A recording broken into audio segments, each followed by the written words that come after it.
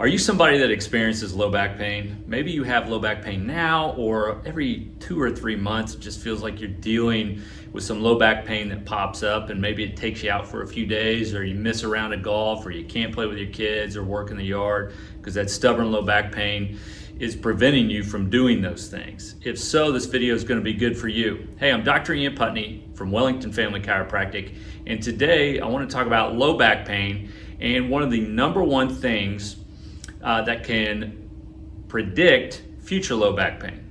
So one of the most common predictors of low back pain, whether it's current or in the future, is having low back pain in the past. So if you're somebody that is either currently having an episode of low back pain or you've had low back pain in the past, you are more likely to have low back pain in the future, an episode of low back pain, than those who have no history of low back pain. So unfortunately, what we try to get our patients to understand is, one, low back pain episodes are very common.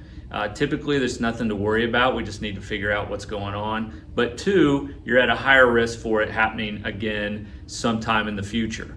So knowing those things, there's a few things I want to talk to you about today that you should do if you're either currently having an episode of low back pain, maybe you just got out of a bad episode, or you've had it and you're feeling one come on, or you're afraid that it might come back in the future. So the first thing to understand is it's common and it could come back. The second thing is you really need a thorough assessment. So this is where someone like me, a chiropractor, comes in. Maybe it's a PT or a different type of doctor, but you need to have a good assessment to understand why it's happening. Maybe it's something going on with your low back structurally or physically in terms of strength. Maybe it's your daily routine or certain things you're doing throughout the day. You need to understand why it's happening.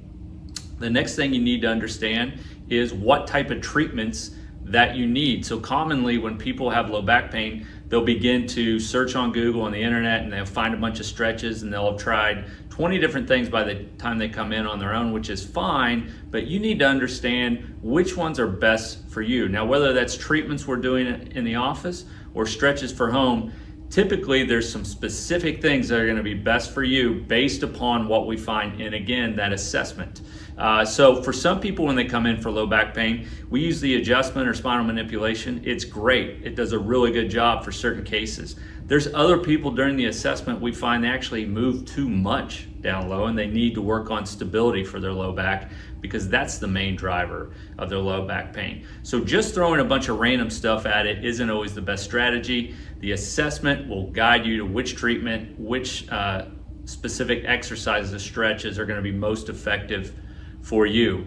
And then from there, the next thing you need to work on is future prevention. So just like I said, you're at a higher risk for it coming back sometime in the future. So you need to be taking some preventative measures, and you probably need like a daily or a weekly routine of things you do to help mitigate the risk for future low back pain popping back up. So for some people, again, it's going to be probably some exercises just to mix into your weekly routine. Other people, it's going to be mobility work. We all need different things, but a lot of times there's just a few things that you can sprinkle in throughout the week to, again, decrease your risk of those low back pain episodes being more frequent. But also a lot of times it's lifestyle modification. Maybe you need to change the chairs you're sitting in, change the way you bend down to pick things up. There's a lot of little things with a good assessment that we can find to modify to, again, prevent that from coming back. The last thing that you need is, on those days where you do something and the low back pain shows up, you need to know exactly what you should be doing. For us in this office, we typically have 2 or 3 things. Once we get somebody out on an acute case of low back pain, if this comes back 3 months from now that you're out of active care and you bend over and pick something up, here's exactly what I want you to start doing. And a lot of times, if you have a good game plan for what you need to do when that pain comes on, you can decrease the amount of time you're in pain, you increase the rate at which you heal and feel better, and you can get back to those activities a lot faster, and maybe not miss out on some of those rounds of golf or playing with your kids or yard work.